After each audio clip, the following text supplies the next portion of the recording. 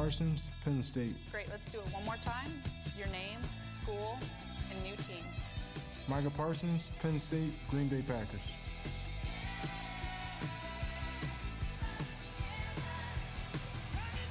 Familiar face in a new place. So the Packers and the Cowboys, a couple of franchises linked by championships and playoff meetings, now have a blockbuster trade to time together. For more on that, here's Melissa Stark. Hi, Melissa.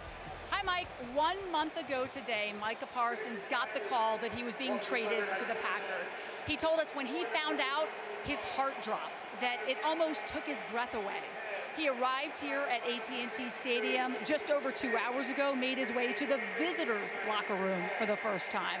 Micah didn't come out for early warm-ups. He took the field for the first time in full Packers uniform, only stayed out here for about 10 minutes. He didn't interact with any former teammates. It was all business. Micah still has his suite here for the entire season. It is full tonight, you see it. Micah told us his mom invited everyone. He had to say, "Mom, stop." He told us he knew he would have mixed emotions coming here tonight, that he has to try to rein them in. But he said once he gets hit for the first time, then it's all about football, Mike. Matt LaFleur very interested to see how that's going to play out. There's the coach of the Packers who's been to the playoffs 5 of his 6 years in Green Bay, 3-0 all-time against the Cowboys. The opposite side, this is game 4 for Brian Schottenheimer. As the Dallas head coach, the one win came here in overtime a couple of weeks ago against the Giants. So out for the coin toss a moment ago, which was won by Dallas, Micah Parsons, Dak Prescott. They embrace, Melissa told you, no interaction with Cowboys pregame for Micah until that moment right there. And he is getting ready to go. Be pulling his jets for a couple of minutes because the Packers will be on offense first as Dallas deferred. Roof is open here at AT&T Stadium, but the windows at the sides of the stadium, the end zone sides, are closed. There's Brandon Aubrey, the terrific place kicker, who's such a threat kicking long field goals. Back deep for Dallas, they've got, for Green Bay, they've got Bo Melton and Savion Williams, the rookie. See a familiar face there, Michael Irvin getting the crowd cranked up as we are set to go. Much anticipated meeting. Cowboys and Packers, glad you're with us. Off we go from Arlington. Sunday Night Football is brought to you by Walmart Plus. Members get free delivery on more than groceries. By Liberty Mutual Insurance, only pay for what you need. And by Capital One, what's in your wallet? Micah Parsons first as a Cowboy and now his month as a Green Bay Packer. And the twain shall meet here momentarily as Parsons will take the field with the Green Bay defense after 4 terrific seasons here in Dallas. Monte Turpin, the deep man, he is alone back there as a return man. So Dallas will take over for drive number 2 after 3 and out first time around for Dak. With the roof open here in Arlington on this Sunday night. In Peacock. NBC's got Big Voice Energy, Snoop, Buble, Niall, and Reba. The blind auditions come your way Monday and Tuesday. It's The Voice on NBC and Peacock. There's Big Tex with the welcome at the Texas State Fair getting underway this weekend. The field at the first sight of Dallas going for it on 4th down there, saying hi to the guy with the down marker and all these guys. It's a weird homecoming in so many ways for Micah Parsons here tonight, and I think we're all watching every move he makes to see what kind of an impact he'll have on the game. And very respectful when he came out. There were a bit of cheers, as you would expect. It really wasn't on him so much what happened, and we'll get into the whole soap opera here as we go along. But this is the Dallas Cowboys. They've got a couple of moments here early in the game where they've had some chances. I hope they do go for this. We'll see. 1-yard line. Good field position drive 3 for Green Bay coming up. Get a look at State Fair that time of year in Big D. Rated R. All right, coming up at halftime, we're going to have that much anticipated announcement of the Apple Music Super Bowl 60 halftime show. Look forward to that at the half, and we can tell you exclusively it will not be Chris. So, I'll be singing, you just won't hear it. And if you had those odds, you're safe. Look forward to hearing that coming up at the half. Tonight's SNF sites are provided by Nationwide. What a terrific site this is. It's right down the road from the stadium. National Medal of Honor Museum. It opened this past March, honoring everyone who served, but especially those in the armed forces who were given that ultimate honor by winning a national medal. And the Cowboys were so instrumental in that, including Charlotte Jones. She put a lot of time, the design of it, the Cowboys financially backing so much of that project. It's extraordinary. If you're in these parts, come check it out. Sunday Night Football is brought to you by Hyundai. Welcome to more in the all-new Hyundai Palisade Hybrid. By the Farmer's Dog, real food, made fresh, delivered. By Royal Caribbean, it's big time. And by Rocket, the home ownership company. From the Ice Bowl to the wild card game that Jordan Love dominated in this building over the years, this Packers-Cowboys rivalry, some very memorable moments. Dallas's ball, 1st and 10. Long field deficit feeds right into Micah Parsons. That's the headline story. Chris, as we've talked to so many people involved all month, really, it's a story of missed opportunities to get a deal done between the Cowboys and Jerry Jones and Micah Parsons, whether it was the offseason, the draft season, the preseason and training camp, even at the very end, right before the deal. Both sides had a chance and just didn't get it done. Does the word sad apply at all to this? Because I don't get the feeling that either one of them wanted this to happen. And it just sort of kept getting deeper and deeper, and there were little cuts here and little cuts there and little offenses here and there. Miles Sanders, the run there for 3 yards. And, you know, Jerry as the lead negotiator, right, gets in there, and he thought he had a deal made. And there's no doubt. Steven was in. Steven gave him a little bit more. We got the deal done. We've done deals like this in the past. And yet, here was an agent sitting on the outside, and he wasn't happy about it. So the emotions kept getting deeper and deeper.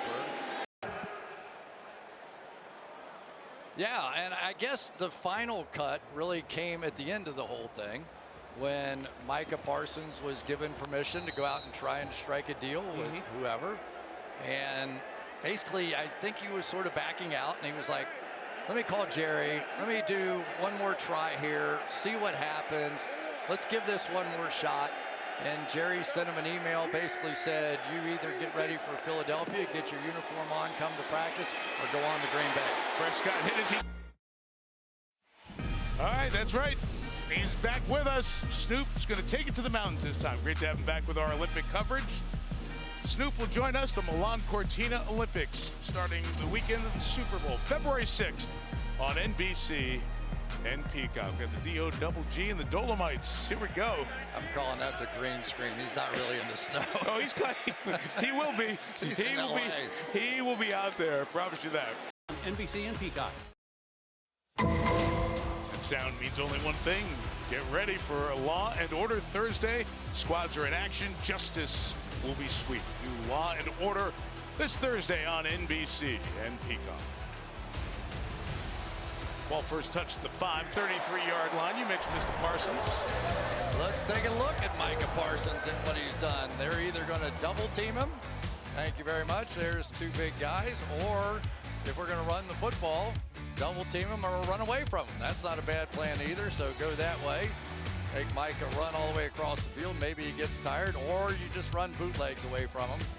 And again, that's a little bit of the approach of not lose, and now I think they're Peacock. Coming up on the Toyota Halftime, the much anticipated announcement of the Super Bowl 60 halftime show. And you won't believe what the Eagles didn't do in their win at Tampa. Mike? All right, Maria, look forward to that announcement. Great to have the whole football night team with us here in Arlington.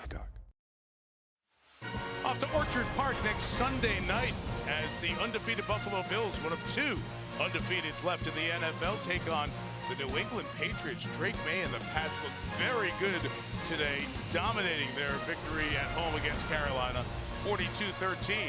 We're in the AFC East next Sunday night. And 80 is the expected high in Orchard Park. Ball comes out to the 35. That word #1 receiver, it's like a big deal because it's a big conversation, but CD is one. Pickens was enjoying his role as the understudy, if you will, or the leading, the best supporting actor would be. But a lot of people will be studying Pickens to see if he could be a number one, right? Free agent at the end of the year, he's going to have an opportunity. But I think more than anything, this was a game that the Dallas Cowboys, their fans, their owner, they needed to be at least competitive. And in the first half and the first quarter, you were going, uh-oh. Yeah. This has some really bad ramifications for the Cowboys. Give them credit for bouncing back like they have. Boost for Dallas if something positive happens tonight. Jerry Jones, if they win this game, will be passing out more hugs than he probably ever has in his life in the locker room. This would be an opportunity for this team to make a statement. And Green Bay is going to close quarters here, come in tight, level take a knee. Dallas will get the ball to start the third quarter, and that is a pretty big flip. It was 13-0 Green Bay. Dallas blocked the extra point and scored 2, and then gets the 2 touchdowns. To Melissa. Matt, a big turn of events there with that costly turnover. What's your message to the offense at the half? Well, you got to be resilient. I mean, this is a long game, and it's unfortunate that that happened. Obviously, that's a critical error by us. And an emotional night for the defense with Micah's return, just gave up 14 points. What do you need to fix? Well, 7 is on the offense right there. So I thought our defense has been competing, playing hard. You know, we've had a blocked extra point, return for 2 points. I think our defense is doing a pretty good job. Obviously, we got to find a way to keep them out of the end zone. Matt, thanks. Yep. All right, Melissa, thank you. The ball belongs to Dallas to start the second half. It's the Cowboys scoring 16 in a row, lead by 3. Here's Maria, Toyota halftime. Thanks, Mike. Coming up on the Toyota halftime, Patrick Mahomes and the Chiefs finally got it rolling against Baltimore, and the Eagles stay unbeaten despite a pretty ugly second half. And we also reveal the performer of Super Bowl 60's halftime show. That's all coming up next. Have a game day snack in the oven? Just tell Siri. Set a timer for 15 minutes.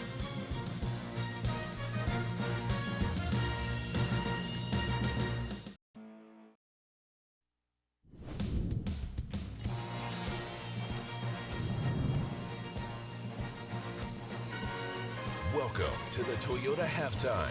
Let's go places. Well, we thought we'd be talking nonstop about the Packers defense, but it's the Dallas D coming up big to close out this half. Strip sack, that goes to James Houston. Touchdown goes to George Pickens, and into the locker room go the Cowboys with a 3-point lead.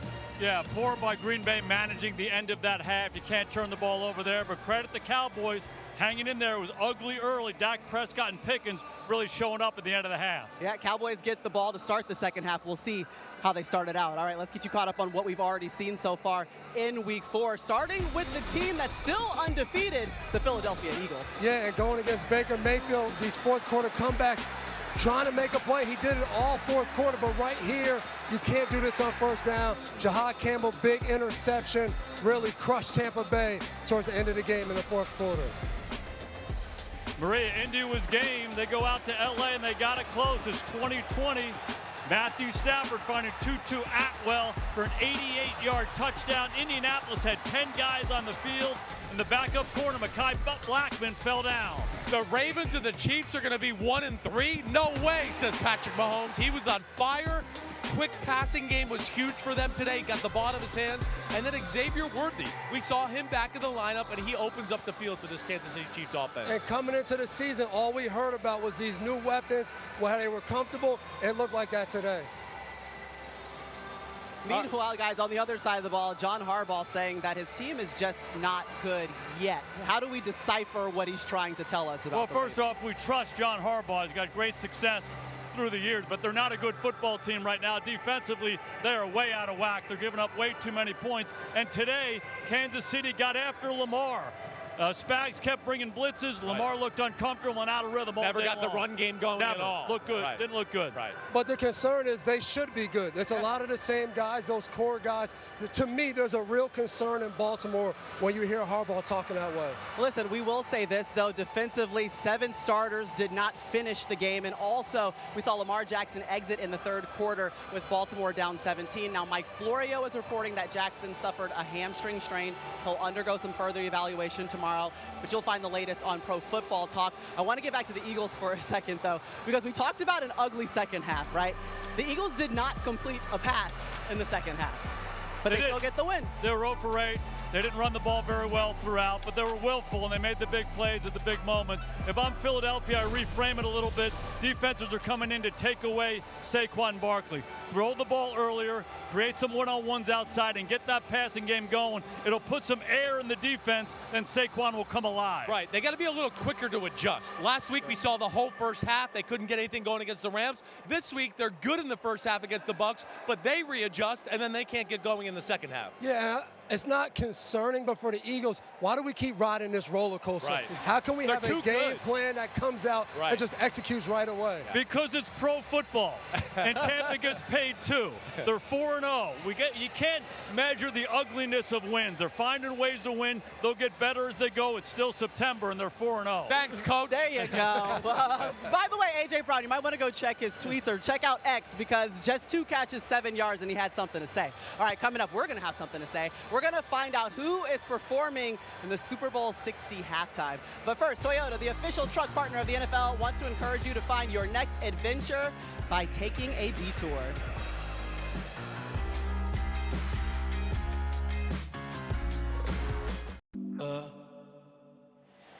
Well, there it is. It's official. Puerto Rico's finest, Bad Bunny, will be the Apple Music Super Bowl 60 halftime show in February on NBC and Peacock. Bad Bunny, he's a 3-time Grammy winner and the most streamed artist in the world. And guess what? We're going to see him host Saturday Night Live next weekend. So we can't wait to see you, Bad Bunny, in Santa Clara. All right, we still want to see the second half of this game. Dak Prescott trying to play spoiler to Micah Parsons, his old buddy, his old teammate, coming back to Dallas for the first time. We'll see what we have for the second half, but right now the Cowboys have a 3-point lead. This has been the Toyota Halftime. Let's go places.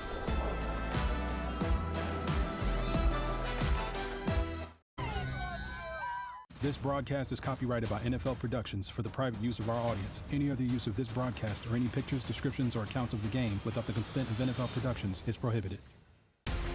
Week 4 concludes with 2 games Monday night. Then Week 5 kicks off with Thursday Night Football. Stream games live on your mobile device with NFL Plus. Tonight's first half coverage is presented by Progressive. Familiar face in a new place. Micah Parsons chasing Dak Prescott on Sunday Night Football. 1, 2, 3, much anticipated meeting. Love towards Romeo Dobbs. Held on. That was a beauty. Micah was coming in there. Game on in Arlington. Remarkable stuff.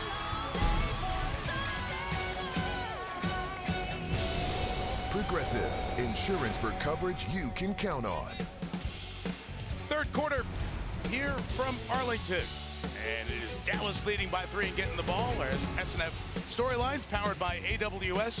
First half points in the first 3 games. Green Bay only gave up 6, but 14 in the final 41 seconds of the second quarter. The quarterback story, completion percentage good for both. Dak with the rare rushing touchdown. It has been a while for Prescott. And the Micah Parsons story, to watch what he has done in terms of getting pressure. He's played 17 of the 23 defensive snaps, 9 pass rush mode, getting 1 pressure and no sacks. Meantime, Dallas, for their 21 pass rush snaps, have a sack and 4 pressures in that big forced fumble, the headline play of that first half. As we settle in for this third quarter, Cowboys trying to get to 2-2. Packers trying to avoid back-to-back losses. Green Bay looked so good at Lambeau opening the season with a win over the Lions and then a Thursday night win over the Commanders, losing late in Cleveland last Sunday. It'll be a return to start the third. Turpin looking to accelerate. And he's brought down right around the 30 a moment ago. Melissa Stark with Brian Schottenheimer. Ryan, 14 points to take the lead at the end of the half. What started working? Well, you got the blocked PAT with a big return, great momentum. You know, we've been not running the ball great. Defense been punching the ball, but we're a team that feeds on momentum. You have limited, Micah Parsons only has 2 pressures. How do you continue to limit his impact? Well, there's still 30 minutes left, but we're doing our best. He's a great player, and we got 30 more minutes of football. Going to come down to the fourth quarter. Thanks, Brian. Sunday Night Football is brought to you by Toyota, the official automotive partner of the NFL. Let's go places. By Progressive, insurance for coverage you can count on. And by Best Buy. Imagine that. That is Cowboy great Jason Witten. He's now the head coach, and his school, Liberty Christian, got a win in the Friday Night Lights over Trinity Christian, but his son was the star. Witt's son, Cooper, 2 receiving touchdowns, a sack, a pick, and a fumble return for touchdown. I bet you Witten's never had as much fun in his whole life. Kair Elam, the tackle. So here's a little what we're talking about. This 4-man rush, they are not doing anything differently. They are not playing man coverages. They're not playing zone blitzes. They're playing 4 guys, and they're rotating them around, and they are getting consistent pressure down the field. And that is how the Cowboys can survive. You expect it. I mean, they drafted some players. They brought in players as well. James Houston came in here. Sam Williams moving inside. So they've moved some people around. But the consistency of the pressure is something we haven't seen this season. There's the former #1 overall pick. His 7th team in the last 8 years. He has been bouncing, to say the least. 140 games, 58 sacks in his career. #1 pick by Houston back in 2014. Now 32 years old, and one of those name players that the Cowboys have added in the past. So the walk-off has taken this ball to the 38-yard line. That's what the sorting was. As you look at the number for Clowney last year in Carolina. On top by 4. That was, I kind of like that sequence on the part of Adam Stinovich and Matt LaFleur, because, there were some questions. The offensive line and the running game just wasn't going, right? So you get backed up, and you want to try and establish something. You're on the road here. They've had some issues with the center snap. They've had some issues. Their center looks between his legs to be able to do all that. And they go like bang, bang, bang, 3 straight runs, get it done. Little confidence builder for some of these backup linemen in there. It was a head coach saying, I believe, man, we are not backing off. And this is how playoff games go. Yeah. It's like everything's a fight. Every inch is a fight. And that's what it's beginning to feel like here. What's been interesting with this Green Bay team, they've had changes on the offensive front. So has Dallas. And with all the talk of Micah Parsons and Dak Prescott and Jordan Love and Josh Jacobs, the score there, you said this a couple of times this weekend, the game comes down to backup offensive linemen. And when we look at this, we never talk about that stuff, but that's really where the rubber meets the road in the NFL. Which is exactly what Jerry Jones talks about when he says you need money to be able to pay a lot of different players. And that's what it is. Backup players decide playoff games. Wednesday, everyone's favorite night of drama returns. We've got new seasons of Chicago Med, Chicago Fire, and Chicago PD. It's an all-new Chicago Wednesday on NBC and Peacock. Back here in Arlington between Dallas and Fort Worth. Micah Parsons off the field on that drive. Dak Prescott leading the Cowboys 12 plays and 80 yards. And Jake Ferguson, his first touchdown reception in 23 games. Tonight, SNF sites are provided by Nationwide. Quite a site, one of the best in the country. It's all bigger in Texas. Texas State Fair. It opened up on Friday night, runs for 24 consecutive days. Big Tex says welcome. We welcome you to the 4th quarter of Sunday Night Football. The NFL and the American Cancer Society created Crucial Catch because early cancer detection can save lives. Don't wait. Visit NFL.com/crucialcatch to learn more. Cowboys doing their part this week. They welcome 5 cancer survivors. They gave them a fun-filled day at the Star, the Cowboys facility. They were honored on the field before the game here tonight. Drops in the league. No, and they were asking about, oh, is this like one of the hardest games, ever? Right. All the pub and he kind of looked at him like, are you serious? So this was on Mike and Jerry. Leave me alone. It takes a unique player to handle the role. You saw the names of the guys who are household names who have held this position back in year 10. Come now. This is the stadium where the Packers won Super Bowl 45, beating the Steelers. Green Bay has not lost in this building. Super Bowl or Cowboys or anything. Down 3, less than 5 to go. This look at Jordan Love's mechanics is brought to you by our friends at Novartis, and here we go. We have seen Jordan Love, as we have seen a lot of Green Bay quarterbacks over the years. Favre, Rodgers, they can throw from any direction.